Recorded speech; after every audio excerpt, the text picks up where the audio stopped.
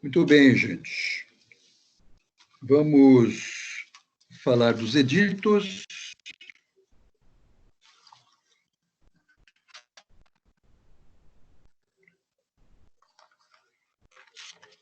Outra fase do processo civil romano, né?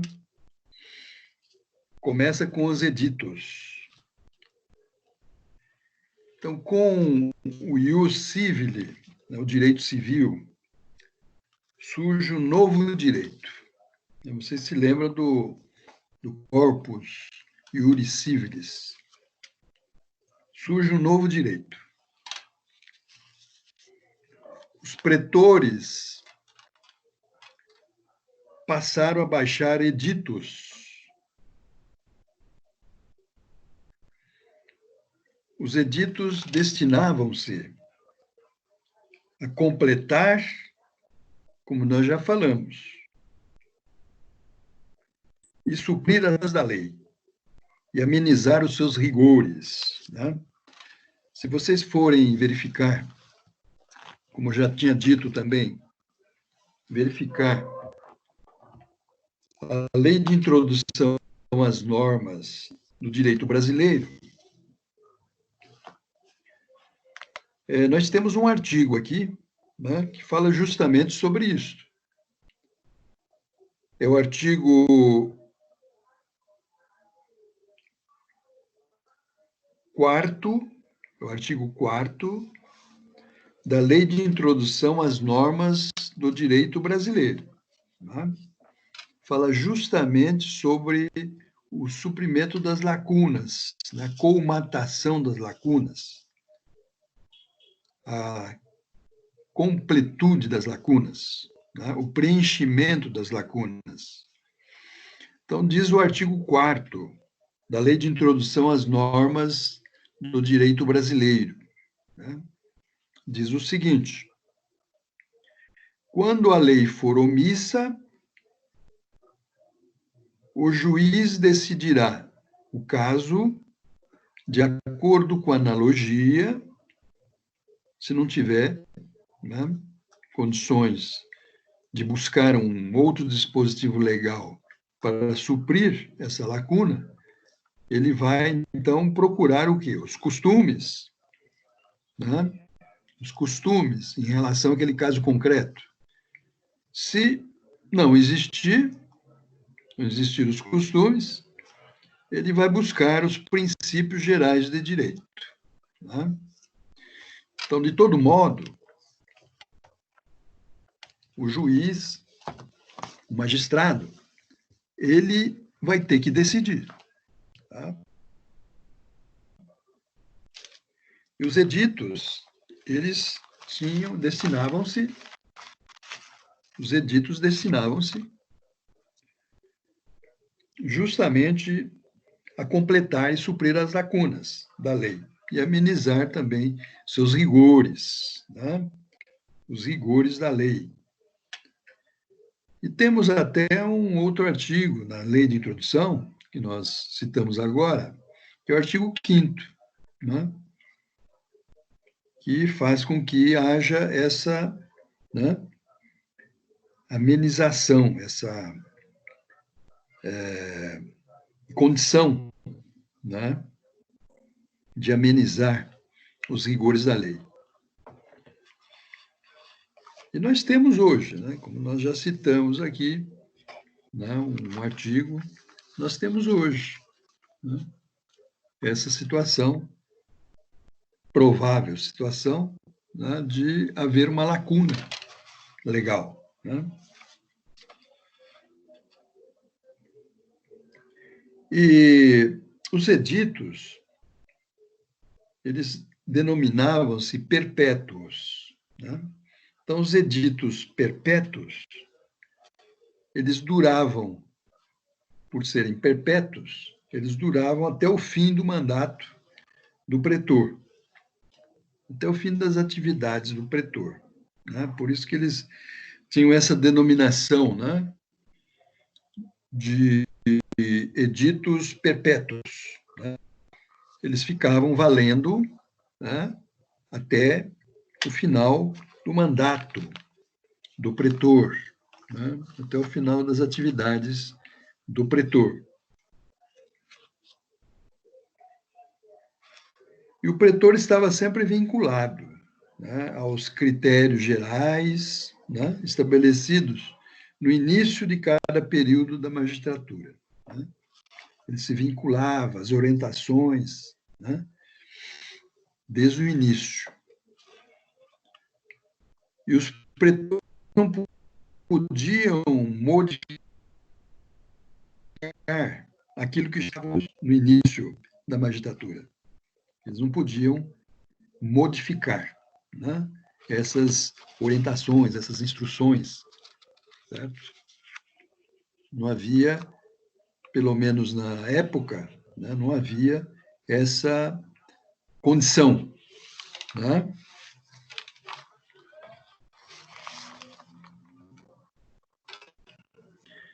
Mas o pretor uma importância muito grande, né, de uma autoridade muito grande, direito de auxiliar, direito de suprir e corrigir o direito civil,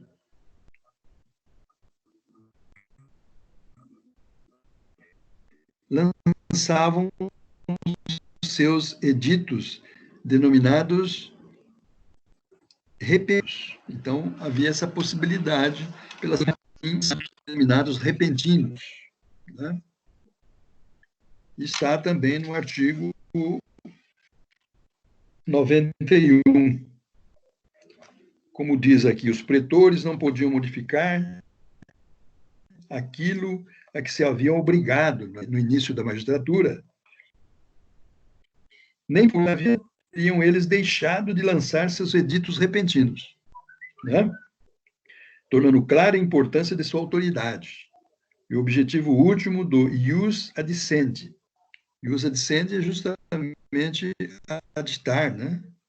É o direito de aditar, de, né, suprir, corrigir, é o direito.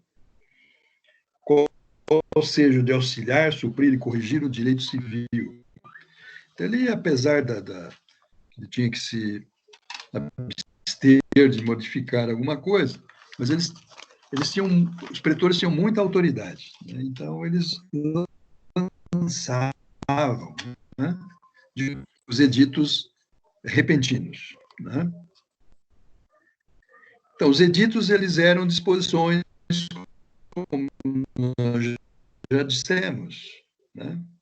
Não eram disposições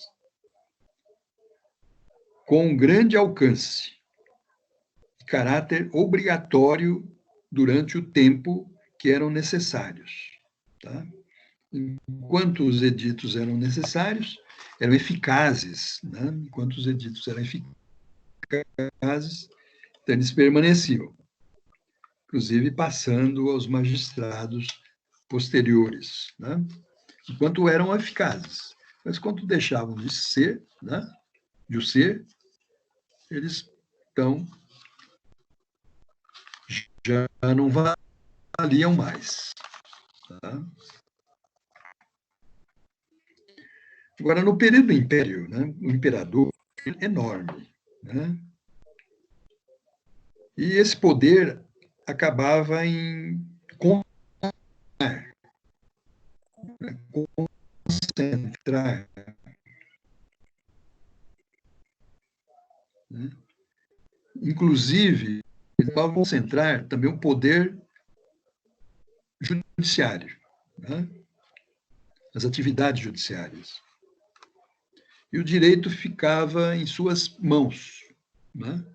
O direito ficava em suas mãos, pelo grande poder do imperador. E ele passava a intervir diretamente na administração da justiça. Né?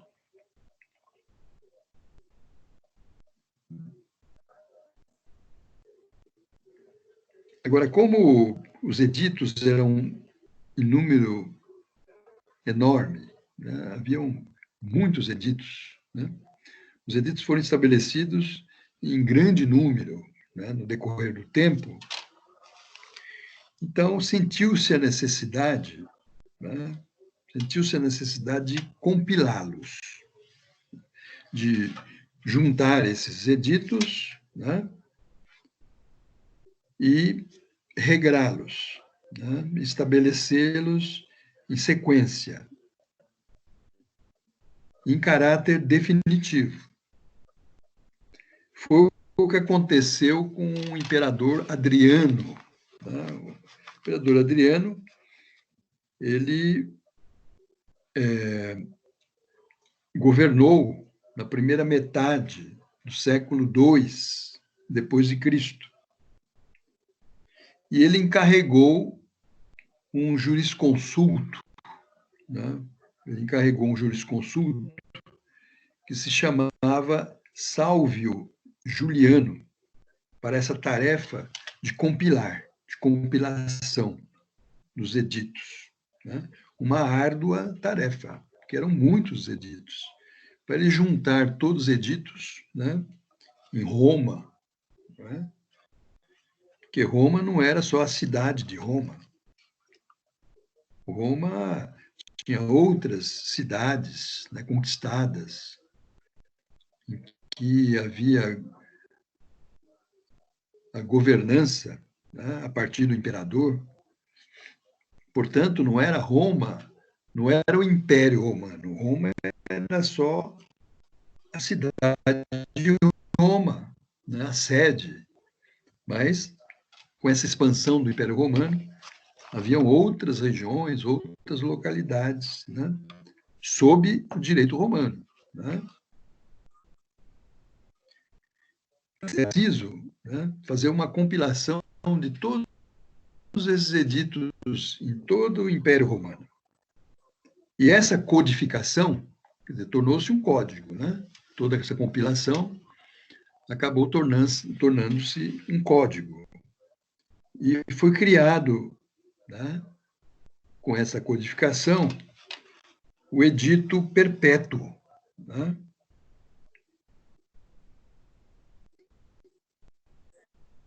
Ele fazia com que houvesse restrição, né, restrição à liberdade dos magistrados de redigir e baixar editos. Tá? Então, os magistrados tiveram aí uma certa perda de poder. Okay? E há uma divisão, né, uma divisão do edito perpétuo por matérias, e que está no livro, né, no livro único. Que é página 92, né?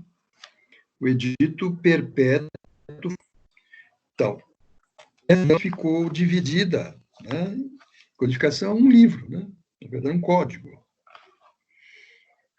Ficou dividido em 4 partes. Né? A primeira parte está na página 92 do livro único. A primeira parte contém introdução que abrange normas comuns relativas à instância, jurisdição e contestação. A segunda parte reúne as ações de proteção dos direitos subjetivos, privados, meios jurídicos ordinários. A terceira parte apresenta as vias de direito à herança, a testamentos, legados e ainda procedimentos sumários, procedimentos bem mais resumidos.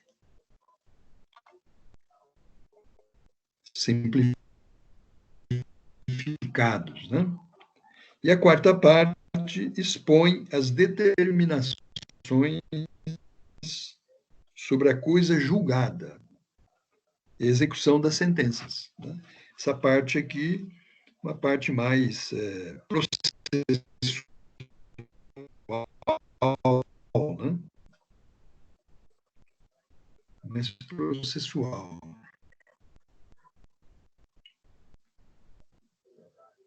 Certo? Então, para você, né, foi realmente um império, né, que se dedicava demais. Nós temos essa herança, né, do direito romano. Que o direito romano se expandiu, né, por intermédio de Portugal, né, por intermédio das ordenações portuguesas. Ok?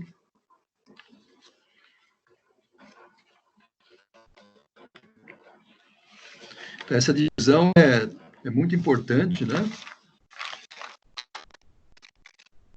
Porque mostra aí, né, as partes de um código, tá? As partes de um código, como se fossem livros, né, de um código, como nós temos, né? Hoje nós temos a divisão, né, por exemplo, do Código Civil. Divisão do Código Civil, nós temos aqui, né, podemos até dar uma olhada aqui, ó. Todos vocês devem conhecer, mas nunca é demais, né, nós repetirmos.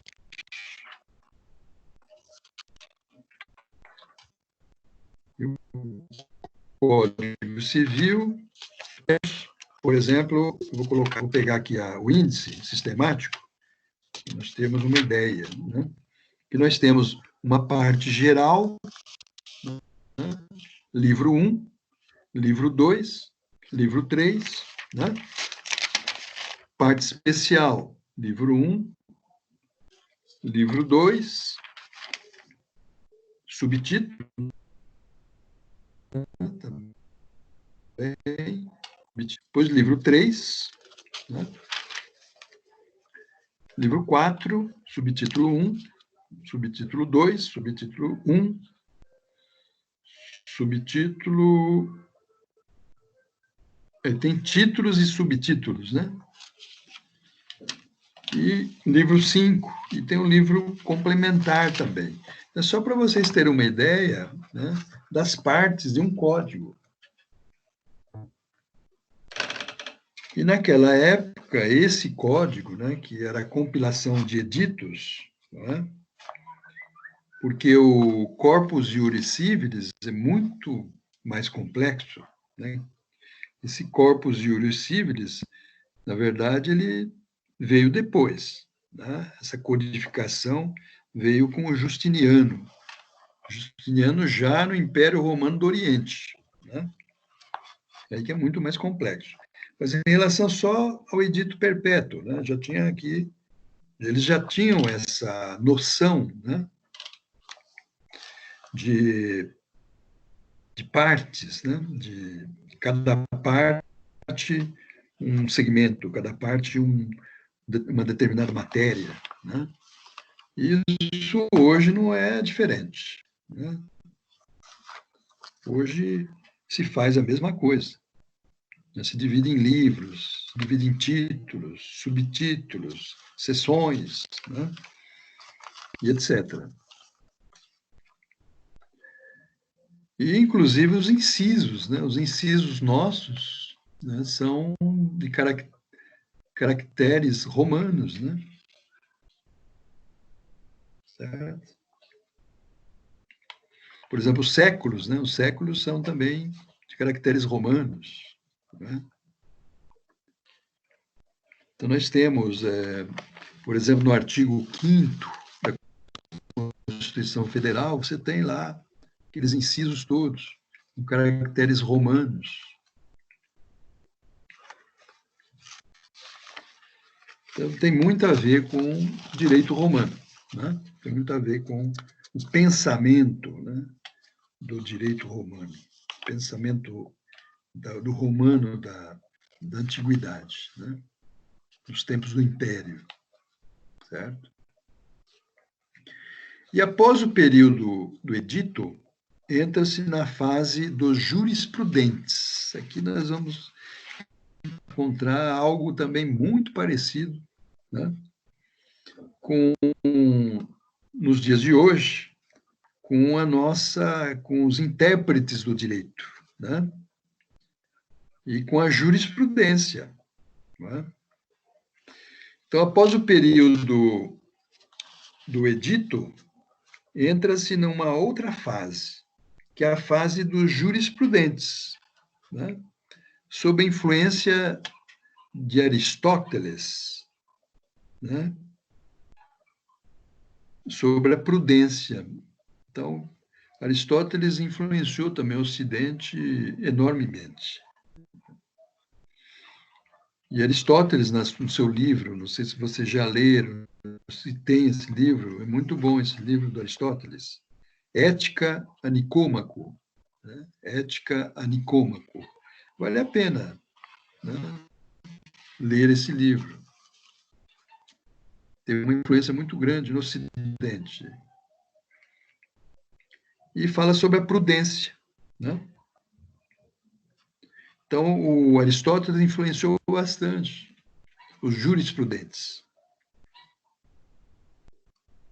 Com essa influência, os jurisprudentes desejavam bom convívio social, com a concepção de certo e de errado, do bem e do mal para a política social. Aí está a influência de Aristóteles.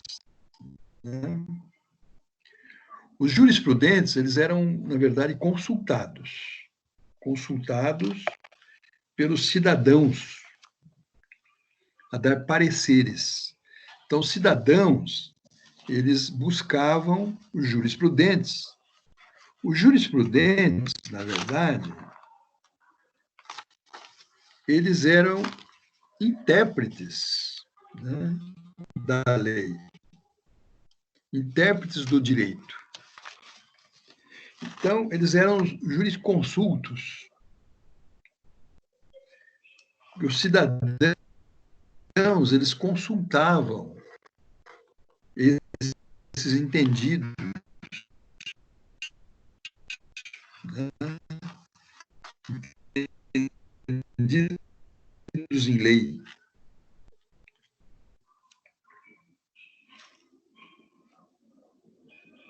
E esse parecer servia, né, para que as partes, os cidadãos, eles usassem esses pareceres em suas ações. Então, os pareceres dos jurisprudentes eram de grande valor. Né? É isso que nós temos hoje. Nós temos né? A jurisprudência. Hoje são, na verdade, julgamentos, né? Decisões dos tribunais, né? De casos concretos, logicamente, certo? Que servem também para petições, né? Para contestação. E os cidadãos, eles pegavam pareceres, né? Logicamente eram remunerados, né? Mas esses jurisprudentes eram famosos, também isso tinha um peso muito grande, né, a respeito de situações concretas. Desta forma, os habilitavam mais e mais no meio social. Assim criaram fonte doutrinária do direito e grande repercussão. Né? Os jurisprudentes, então, com esses pareceres, né, eles criaram fontes doutrinárias, que eram verdadeiros intérpretes, né, do direito, por intermédio de situações concretas. Né? E o próprio imperador Adriano, mais tarde, trouxe para a sua administração vários assessores e membros do conselho jurisconsultos, Então, por exemplo, foi um jurisconsulto, foi o Salvio Juliano, né? O Salvio Juliano, que fez justamente essa compilação dos editos, né? E também com esse poder, né, que ele, na verdade, tinha, porque trabalhando com o imperador, né, como assessor, ele também, né, começou a ter um certo poder. E foi com ele que a plebe se tornou, né, cidadã romana. Né? O povão, né, a multidão, que não tinha esse poder. Então, o Salvo Juliano, né, com certo poder, acabou dando à plebe a cidadania. Né? E um dos grandes jurisconsultos, né, que nós temos aí, famoso, né, jurisconsulto que nós temos na história, né, de Roma, é o Gaius. Gaius, em latim, é Gaio. Né? Traduzindo, é Gaio, nome Gaio. Mas Gaius, em latim, no século II também, depois de Cristo. Ele redigiu muitos trabalhos, mas o único trabalho intacto dele que apareceu, né, a única obra da sua autoria que chegou, né, até nós intacta, né, foram as institutas. Então, é muito famosa essas institutas, né, chamadas institutos, era uma obra, né, muito famosa até os dias de hoje. Foi escrita por volta de 161 depois de Cristo, né, depois da era cristã. Mas essas institutas, elas foram descobertas em 1816, né, por um historiador chamado Niebuhr. Encontrava na biblioteca, olha só, hein, as institutas que foi descoberta, essa obra, Institutas, que foi descoberta pelo historiador, se encontrava na biblioteca da Catedral de Viena, ou melhor, Catedral de Verona, Verona, Itália. Né? Na biblioteca da Catedral de Verona. Em um palimpsesto, palimpsesto é pergaminho, né? Pergaminho, papiro, né? Que na época era muito esses pergaminhos, papiros, eles eram reutilizados, né? Eles eram usados, né? Depois reutilizados, lavavam ele e depois reutilizavam, né? Porque eram caros demais, né? Não era qualquer um que tinha, né? Devido ao alto custo material na época. E foi justamente nesses papiros, aí, nesses pergaminhos, né, escritos, né, estavam registradas as institutas de Gaius.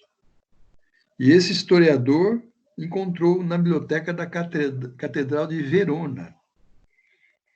É aí que veio à tona, né, essas institutas. Okay? É um fato histórico bastante importante. Né?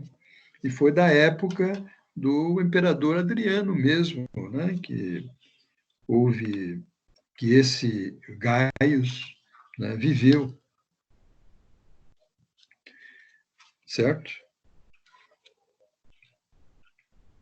E, né, com essa evolução toda, com os jurisprudentes, né, com os jurisconsultos, foi justamente pegando mais como fonte doutrinária, né, do direito, foi pegando mais forma, fama, né, na sociedade romana. E com essa evolução histórica toda, nasce o juiz único. Né? O juiz único.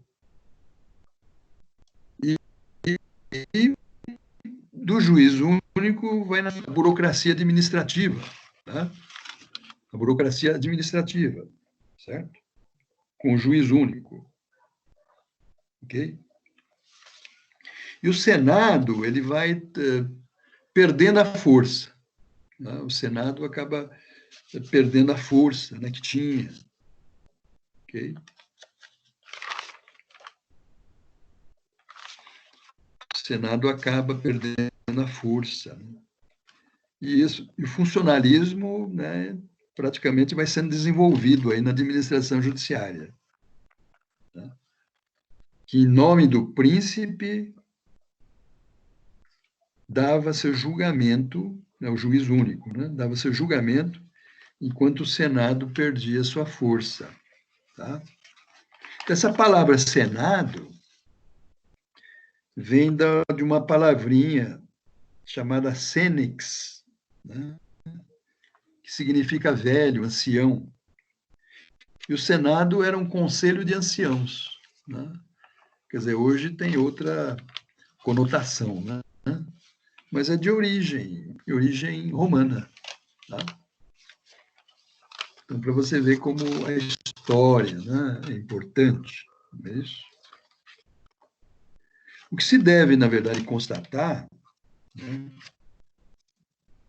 o que se deve constatar com essa história, com essa evolução do direito, né, pela história, é que sem história não há realmente memória. Né? Estamos vendo aqui pelo curso. Né? A história é muito importante, né? É crucial, né? Porque sem história não há memória. Sem memória não há como você entender e compreender o presente. Né? Aqui nós temos, né, interpretação dos prudentes, por exemplo, jurisprudentes. Né? Jurisprudentes, na época, eram os jurisconsultos, que se carregavam de preencher as lacunas, como diz o Cretella aqui, ó, Cretella Júnior, tá fazendo a leitura dele, ele que é um grande romanista. O trabalho, ele diz assim, o trabalho de interpretação ou acomodação do texto ao caso concreto constitui a interpretação, né? Interpretatio. A jurisprudência, palavra com que se designam hoje as decisões dos tribunais, como já dissemos, em direito romano, significa interpretativo, tá? Para você ver, né? Se nós não entendermos, né, ou melhor, não conhecermos essa história, essa jurisprudência que nós conhecemos hoje, sem história, né, fica no ar, não é? Não tem uma base. Precisa ter uma base histórica. Tá? Nós sabemos do conceito, o que é, mas não sabemos da origem, né? Como veio parar. Por que jurisprudência? Né? Por que iuris? Né? Certo? Hoje é decisão dos tribunais, né? Porque hoje os tribunais fazem o quê? Interpreta a lei, tá? De maneira prudente. Né?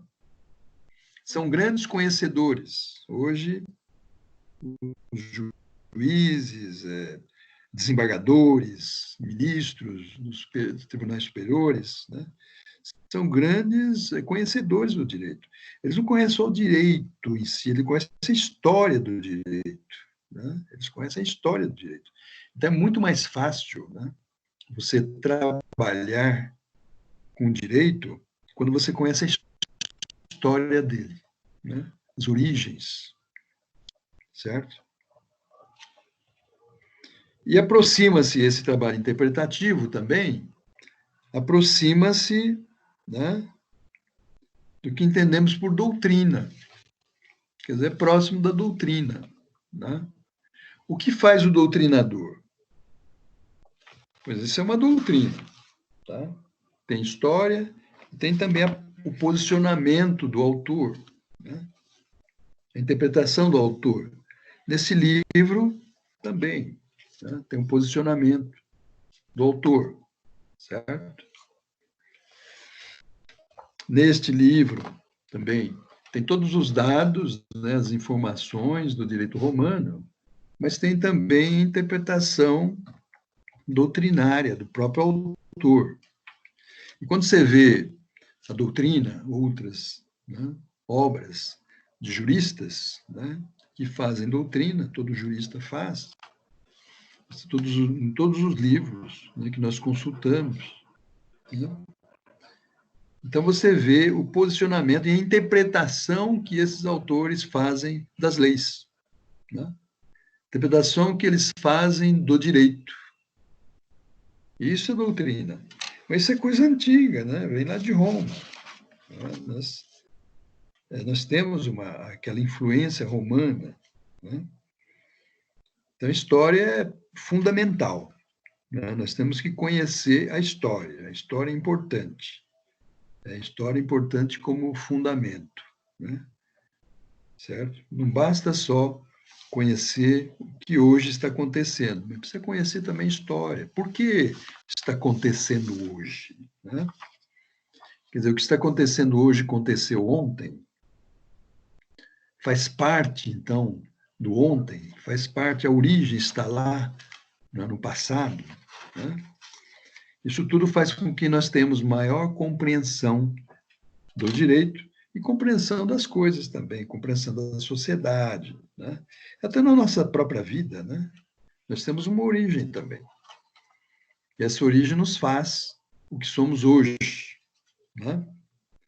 Então, a história é fundamental, gente. História para tudo. A história é fundamental, especialmente para o nosso direito, né? Aqui ele fala de várias coisas, né? Falou dos editos também, né? Falou daquilo que nós já comentamos, o edito urbano, perpétuo, repentino, né? Certo? Função dos jurisconsultos na República. Então, é um livro também bastante, né, interessante, né, para consulta, certo? Se for adquirir, melhor ainda, né? Vai fazer parte perpetuamente, vai fazer parte, né, da sua biblioteca, né? Temos também porque o direito romano, ele não é o direito romano, acabou, né? Não existe mais novidades, porque já é história, né? Já é passado, tá? A não ser que se descubra alguma coisa nova. Do resto, né? Do resto nós temos aqui, né, os mesmos elementos, tá? Com certas, né, diferenças, né, de posicionamento de um autor para o outro. É por isso que é importante você, quando for estudar, né, o direito romano, ou a história, pelo menos, do direito romano, procurar utilizar vários autores, né? Vários autores. Porque muitas vezes há um autor que pode complementar o outro, né? Ou dizer alguma coisa que o outro não disse, né? Então, é de fundamental importância, né? Aqui fala o Thomas Mark, por exemplo, fala da jurisprudência, né? Que os pareceres dos jurisconsultos exerceram um papel importante na evolução do direito romano, desde os tempos antigos. As regras consuetudinárias, quer dizer, costumeiras do direito primitivo, bem como as regras das 12 tábuas, né, que nós já, inclusive, tivemos a oportunidade de ler, né, alguns itens dos fragmentos da lei das 12 tábuas, né, e outras, todas bastante simples e rígidas, tinham que ser interpretadas para que pudesse servir às exigências de uma vida social e econômica cada vez mais evoluída. É verdade. Então, nós temos o nosso direito, né? Existe o nosso direito, existem os nossos códigos, as nossas leis, né? Tem leis mais antigas, mais novas, e as leis passam por várias fases, muitas vezes, né? As mesmas leis passam por fases diversas, né? Culturais. Então, anos atrás, eu podia interpretar tais artigos de uma forma, hoje já interpreto de outra, né? Então, com o passar do tempo, não havendo, né, nova lei, é preciso que haja uma interpretação mais adequada, né, com a cultura atual. Não é isso? Então, é isso que se faz com a jurisprudência também. Muitas vezes existe falta de regras, né, para certos casos. E o que se faz? Como o STF fez, né? Usou né, os princípios gerais do direito, os princípios constitucionais, né, como o princípio da dignidade da pessoa humana, da liberdade, né, da igualdade, para poder, então, resolver questões fundamentais, né? Então, vocês veem que a jurisprudência tem um papel muito importante, né? Por isso que nós estudamos também acórdãos.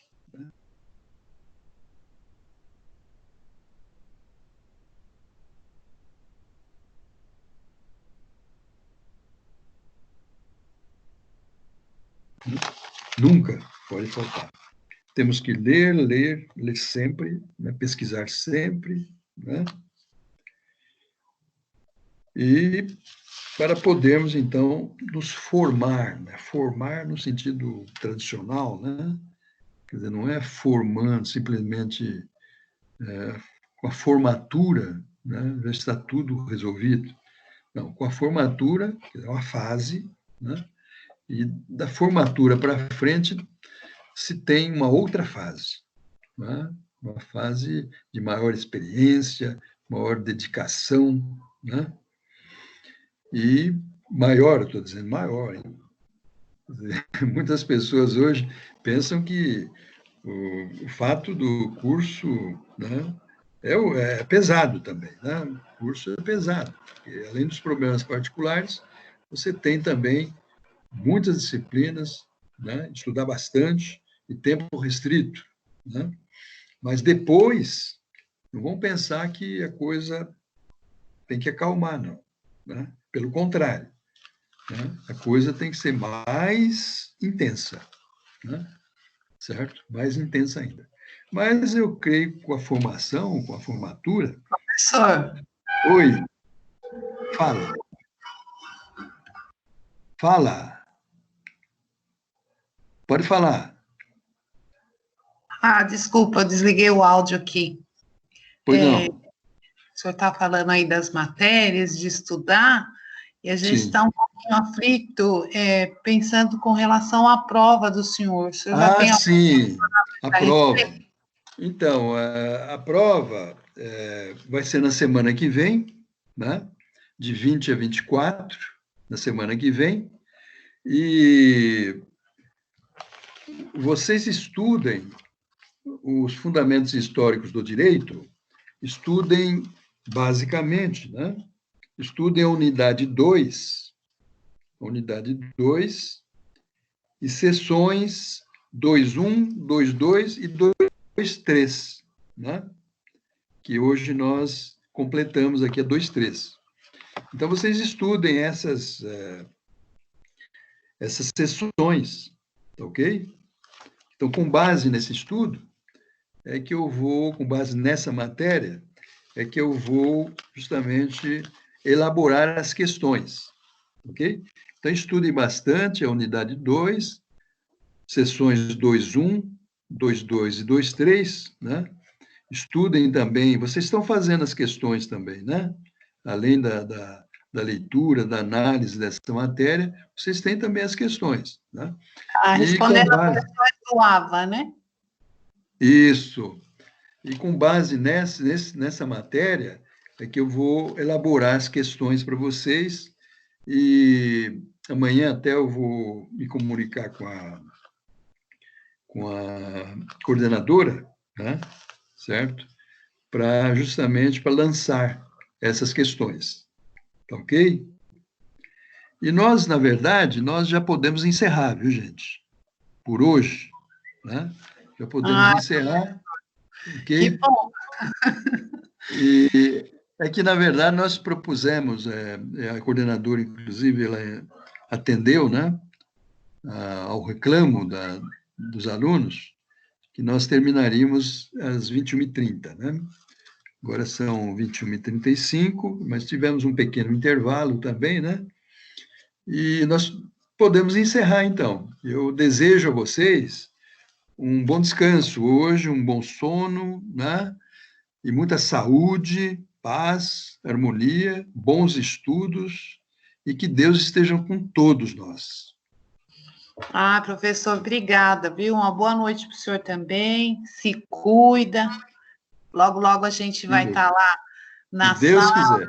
deixando o senhor Ou um pouquinho. presencialmente. Isso, tá bom? Fica com É isso Deus. aí. Para vocês também. Muito obrigado, uma boa noite. Bom descanso. Amém, professor. Boa noite. Professor. Boa semana. Boa noite. Boa semana. Boa semana. Obrigado.